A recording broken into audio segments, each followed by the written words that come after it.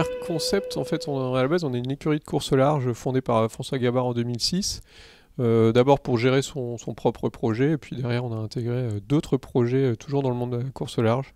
On a opéré une deuxième diversification qui reste dans le monde maritime, mais qui on est plus sur de la course au large et on rentre vraiment plus sur la partie plaisance, yachting et même transport. Et on travaille sur plusieurs axes. Premier axe, c'est la partie matériaux. Aujourd'hui, notre objectif, c'est de fabriquer des bateaux de plus en plus propres, ou en tout cas qui ont le moins d'impact pour la planète, d'impact carbone notamment. L'idée étant de pouvoir caractériser des matériaux pour fabriquer des bateaux, forcément, ou des pièces de bateaux pour la course au large, mais ces développements pourraient aider demain la plaisance. L'autre monde dans lequel on commence à arriver et donc à intégrer est le monde, on va dire, le monde du yachting. On est en train de développer un bateau à propulsion électrique qui sera capable de voler à partir de 15 nœuds. Donc c'est notre premier bateau qui ne sera pas à propulsion vélique, le SCF 40 qui sera à l'eau en début d'année prochaine.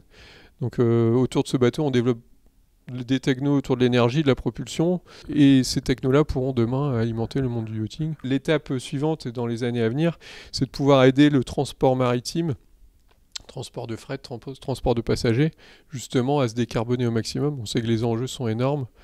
On a intégré le projet F-Cube, Fast Foiling Ferry, qui est une préétude, un design d'un ferry de transport de passagers de 200 personnes, qui sera capable de voler et qui aura une propulsion propre.